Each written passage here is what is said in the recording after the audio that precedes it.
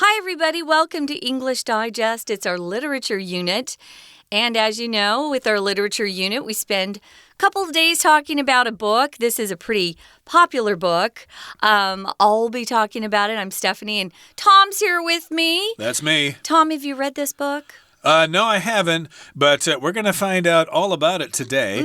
And the nice thing about our literature unit is that we usually talk about something that was written a long time ago, and therefore it is probably in the public domain, which means you can probably get a copy of it for free from the internet someplace. Although if you drop down to a bookstore, they might have a copy of it for sale if you'd like to read an actual book in your hands and smell the paper and stuff like that.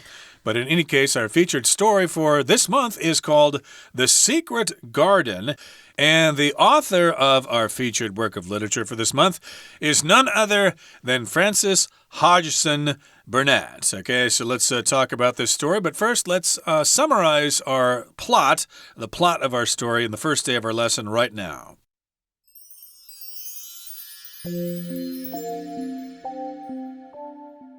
Mary Lennox is a young English girl in India who is surrounded by servants.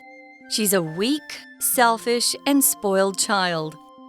When her parents and all their servants suddenly perish from cholera, however, her life is altered forever. Mary is sent to Yorkshire, England, to live with her uncle, Mr. Craven. Mr. Craven has little to do with Mary. He keeps his distance and soon departs on business. She's left to entertain herself in his big house and its gardens. Mary learns of a part of the gardens that no one goes into, which immediately sparks her curiosity. Also, she keeps hearing the mysterious sound of someone crying in the house. As the weeks pass, Mary becomes more independent, grows stronger, and gains more respect for others.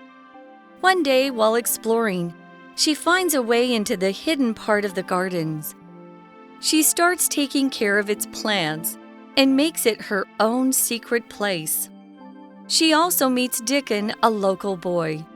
He is knowledgeable about plants and animals, so Mary shows him the hidden garden, and they cooperate in caring for it. One night, Mary discovers that the sobbing noises are being made by a boy named Colin, her uncle's neglected son. Colin is constantly sad and stays in bed because he believes he's terminally ill. The cousins become friends, and Mary encourages Colin to venture outside into the sunlight. She shows Colin the garden, and they play together there. Over time, Colin grows more robust, and with the help of Mary and the garden, he stops believing he is sick. When Mr. Craven returns home from abroad, he's delighted to see his son so healthy. Okay, let's talk about the healing power of nature in The Secret Garden. So the story for this month is The Secret Garden.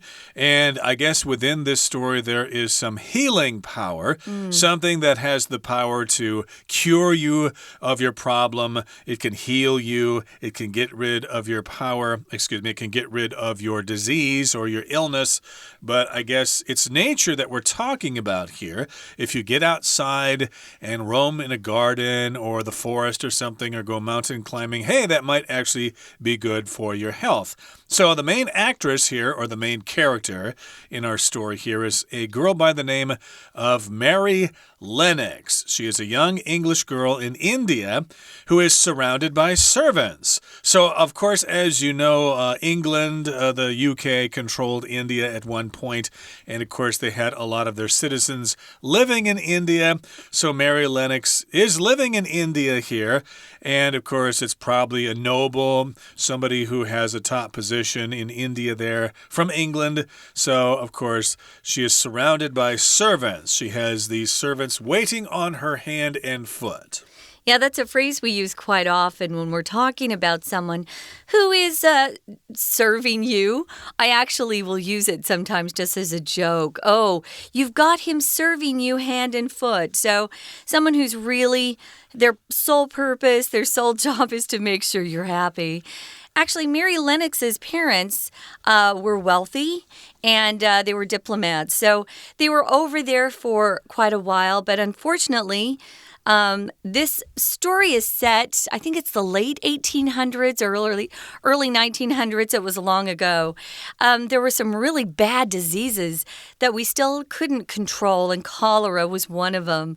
So, unfortunately, her parents contracted cholera, as did all those servants, and suddenly everyone around Mary died. And at that point, of course, she's an orphan, and she's left there in India. People have to figure out where to send her. Of course, she needs to go back to England. Maybe she has some extended family, like aunts and uncles and maybe a grandparent or something. But they're trying to find a place in England that she can return to and grow up with.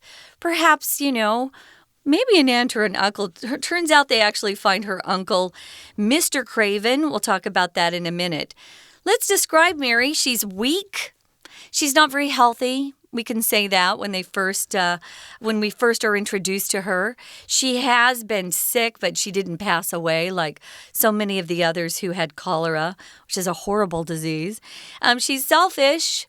She's been treated like a little princess her whole life. That happens sometimes in very wealthy families. Sometimes it doesn't. Doesn't always have to happen. And she's spoiled. What's a spoiled child? Spoiled. That means she was supposed to be kept in the refrigerator, but they left her out too long. No, that's one meaning of spoiled.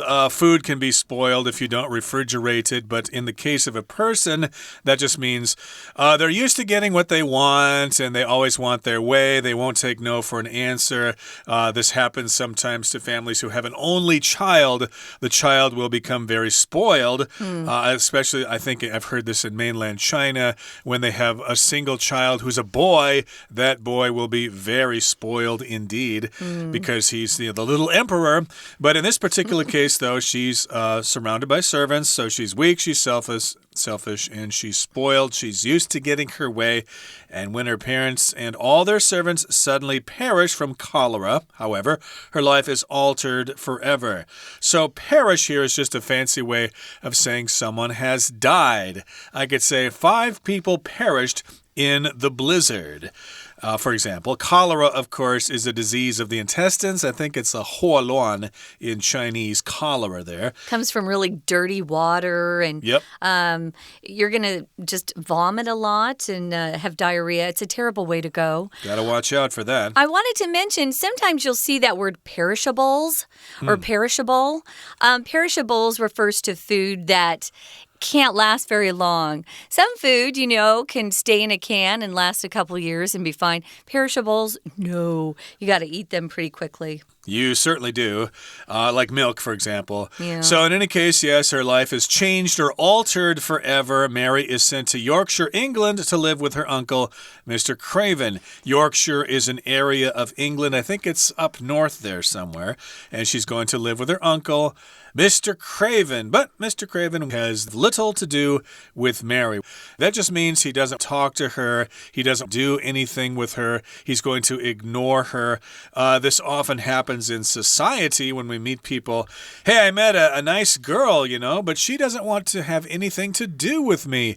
She thinks I'm too poor, I'm too vulgar, so she wants to stay away from me. So here, Mr. Craven, I guess for some reason, doesn't like Mary, so he doesn't have anything to do with her. It means the same thing. Yeah, it's interesting, though, because your version, Tom, is the negative way to write the sentence. He doesn't have anything to do with Mary. That's typically how we speak. We would choose the more negative version than this positive, but they mean exactly the same thing. He keeps his distance. He doesn't want to really hang out with her. We find out in a little while that he has a child himself that he doesn't really do anything with either. So he keeps his distance. If you have people that you don't enjoy being around, you might want to keep your distance, or say someone at work has a cold. You should definitely keep your distance. You don't want to get their cold. And what happens is he soon leaves and just goes abroad on business. And Mary's left to entertain herself in his big house and its gardens. Mr. Craven is also quite wealthy, so they have a really beautiful home with lots of land and this garden in the back that is quite lovely. Mary learns of a part of the gardens, just a little part that has been locked up, actually. And no one's supposed to go into that, but because Mary's kind of, she does her own thing. She doesn't care what other people think. She finds out that there's a locked part of the garden. She wants to go there, of course, to find out what's inside. So when she learns of this secret garden, this immediately sparks her curiosity. If something sparks something, it just kind of starts something. If you want to build a fire, you need to get some sparks going first.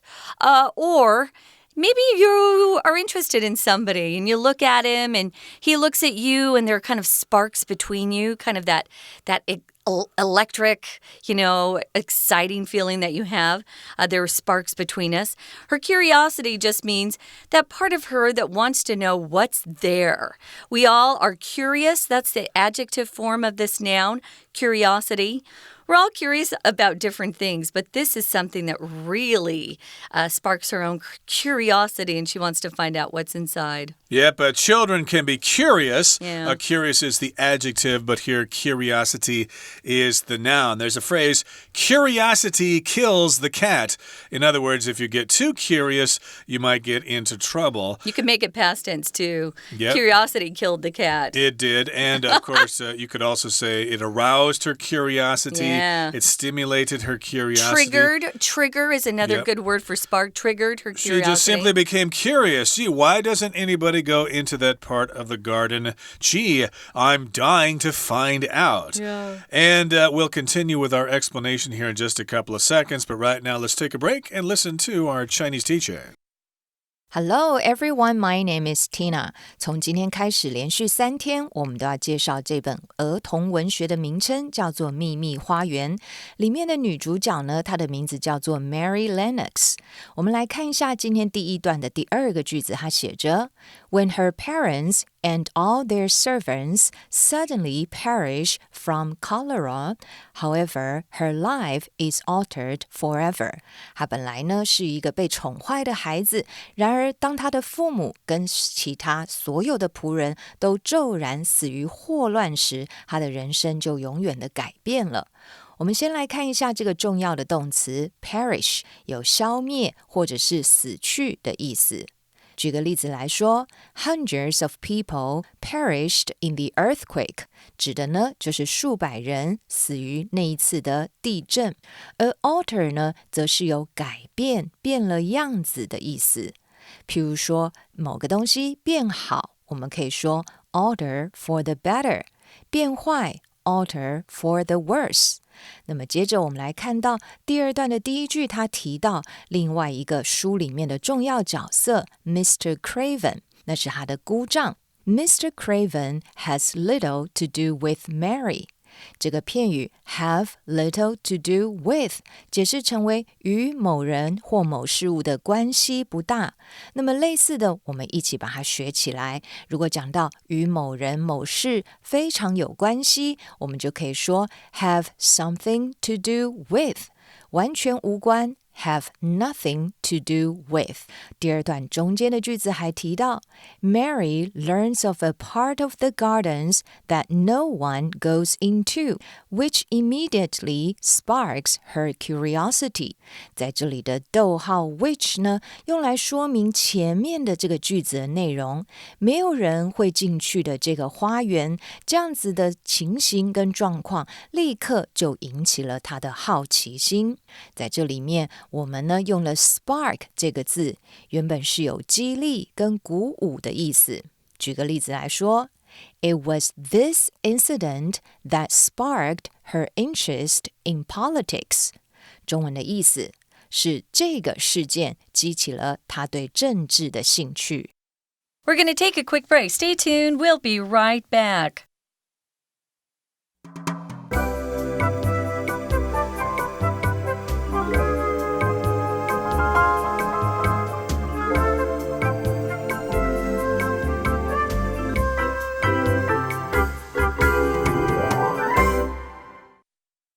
Welcome back, guys. We're talking about the novel The Secret Garden. We could officially say it's a classic.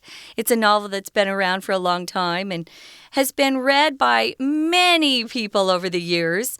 Tom was talking about how it might be available in the public domain, meaning you don't have to really pay for it. You can just go and download a copy because it's been around for so long. But I wanted to say I was at a bookstore the other day, a couple of months ago, and there was a child's version of The Secret Garden that I bought for a friend of mine. She has a granddaughter who is in China at an English school, and I thought, oh, she'll enjoy this.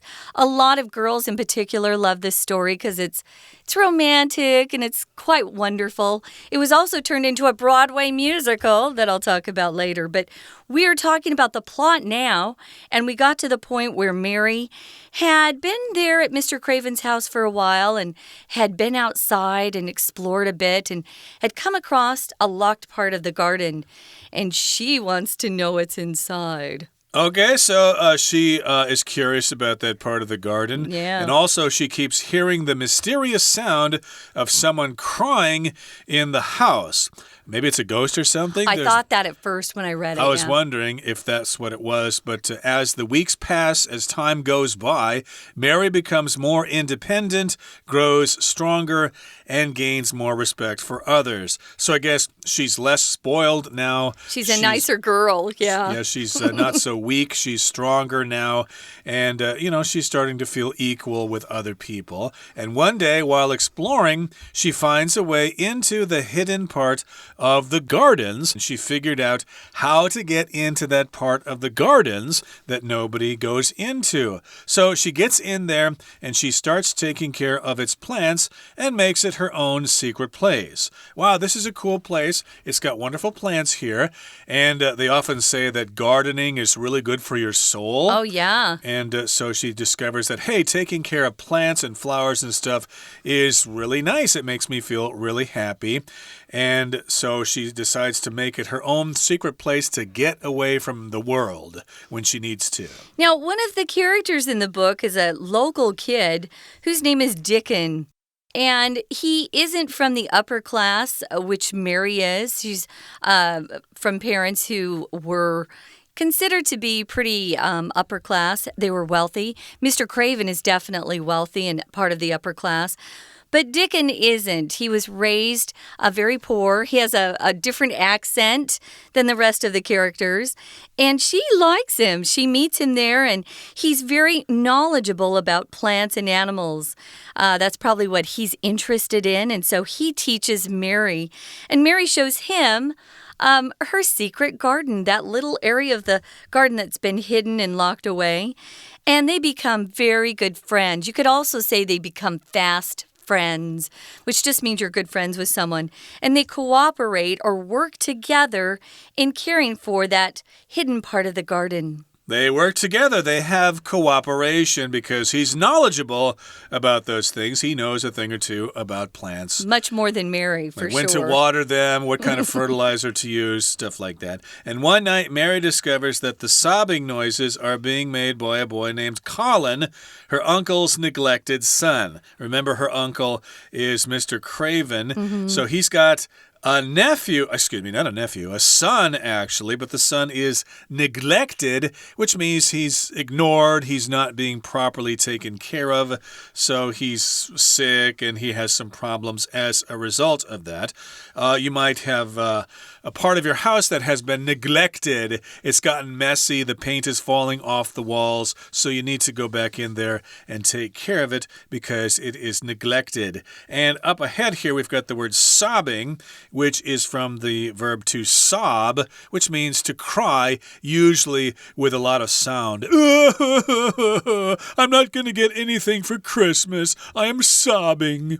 Yeah, it's a very noisy way to cry, and it's a lot more, I guess, the It's a lot more severe than just merely crying or having tears roll down your cheeks. This is real emotion. A lot of times we use this word when someone passes away and maybe a parent finds out a child has been killed and they will start to sob. Even dads have been known to sob. So it's a noisy type of crying. And she hears it at night. And of course, we know Mary's curious. And so she tries to find out where the sound's coming from. She discovers there's a little boy in the house. And that mysterious noise at night has been coming from him. So what's Colin's story? Well, back then, especially, it wasn't just Colin, but if there was a very sickly person, a lot of times they would be just kept inside the house, which doesn't really improve your health. As you know, sometimes you need to get out and get some sunshine. Well, poor Colin is constantly sad. So if you're constantly something, it means that's the state you're in almost all the time. So you could say, sometimes I feel like it's constantly raining in Taiwan. Especially in Taipei here. Yeah, but which means you feel like it never even stops. It just goes on and on. Well, poor Colin is very, very sad, and he stays in bed. He doesn't get out of bed because he believes he's terminally ill. Terminal means the end. You'll often hear that word on the subway. This is the terminal stop. That's the last stop on this line of the MRT. Just means the end of the line. So if you're terminally ill, it means you'll never recover. You're almost for certain going to pass away. We'll often talk about people having terminal cancer, which means the doctors have tried to, give you treatment like chemotherapy and other types of treatments, but nothing's working and you just have maybe a couple months to live. And people will refer to that as terminal cancer. He's terminal. They could also say that. Right, but in this case, we're describing this with an adverb. He is terminally ill. That's what he thinks he is. Yeah. And the cousins become friends. Remember, Mary and this boy are actually related. They're cousins. So they become best buddies here. Yeah. And Mary encourages Colin to venture outside into the sunlight. Hey, don't stay in bed all the time. You got to get outside, get some fresh air, get some sunshine, breathe some fresh air. Venture outside. Venture here is a verb that just means to go someplace as if you're having an adventure. Yeah, and of course, we've also got Dickon. He's also a boy. So she's got two new friends now. I wanted to mention they would be first cousins, Tom, because their dads are both brothers. So she gets him to go outside, which I'm sure helped a lot. And of course, she wants to show him that beautiful garden, and they get to play together. If you're more robust, guys, it just means you're stronger, healthy. We'll talk about food having a very robust flavor, which just means it's quite strong. Yeah, and if somebody has a robust immune system, it means they don't get sick easily. So that would be a good thing. So he grows more robust over time. Doesn't happen immediately, but eventually he does get better with the help of Mary and the garden. And he stops believing he is sick. A lot of how we feel has to do with our minds. And if you believe you're sick and you'll never get better, you probably won't. Exactly. So, yes, with the help of the garden and with the help of Mary and Dickon, I suppose, here Colin becomes more positive. He's more optimistic. He's hanging around those plants. He feels happy. So he thinks that, hey, I'm not sick anymore. I'm not going to die. I am not terminally ill. And when Mr. Craven returns home from abroad, he's delighted to see his son so healthy. Yes, he was off on business overseas to another country, maybe to France or maybe back to India, who knows. And when he sees his son is healthy now, he's delighted. Delighted just means very, very happy. Hey, would you like to have dinner with me tonight? I'd be delighted. So I guess he's happy that his boy is healthy now. Maybe he can teach his son how to play cricket or something like that. Yeah. And they can have a jolly old time together as father and son. Cool. Right now, guys, we're going to listen one more time to our Chinese teacher. 在 Mary 发现了这个花园之后呢，她把这里当作是自己的 secret place 秘密基地，她还认识了另外一个男生 Deacon。在第3段最后面的句子提到 He is knowledgeable about plants and animals. So Mary shows him the hidden garden and they cooperate in caring for it. 所以呢，这里的男孩 Deacon 因为他有丰富相关于动植物的知识，我们用这个形容词 knowledgeable 表示呢是知识非常的丰富的意思。所以呢 Mary 就带着他看这座隐秘的花园，两个人一起合作来照顾了这个花园。 Cooperate 有 CO 开头的字呢，都是有共同的意思。而 cooperate 则是有合作跟协作的意思，跟某人一起合作，你可以说 with somebody。合作呢，在哪个方面？你可以用 in 来加上名词或动名词，或者是 to 加原形动词。举个例子来说 ，Let's all cooperate to get the work done quickly。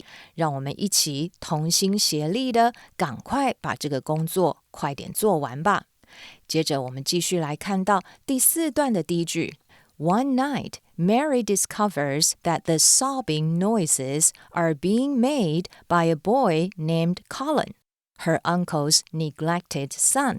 她一直发现呢会有一个啜泣声，后来某天晚上 Mary 发现这个啜泣声是来自于她姑丈疏于照顾的儿子，他的名字叫做 Colin。 这里的 neglected VPP 表被动，表示被忽略的、被疏忽的。它的原形动词 neglect 就是有忽略、忽视的意思。举个例子来说，他忙得连自己的身体健康都没有办法照顾，而忽略掉它了。He was so busy that he neglected his health. 而在第4段中间就提到后面Mary encourages Colin to venture outside into the sunlight. 玛丽呢就鼓励 Colin 呢可以步入阳光下面去探险。Adventure 这个字则是有冒险或者是大胆行动的意思。今天文章的最后一句提到 When Mr. Craven returns home from abroad, he's delighted to see his son so healthy. 当他的姑丈 Mr. Craven 从国外返家时，看到自己的儿子变得这么的健康，他也心情非常的高兴。这里的be delighted to do something 中文可以先翻后面的动词意思，表示呢这个动作，然后在做的时候他感到非常高兴愉悦的意思。 OK， 以上就是今天的课文讲解，谢谢收听。That's all for our lesson today. Thank you for listening, but please join us again next time when we talk about the author of our featured story. The author's name is Frances Hodgson Burnett. Until then, from all of us here at English Digest, I'm Tom. I'm Stephanie. Goodbye. Bye.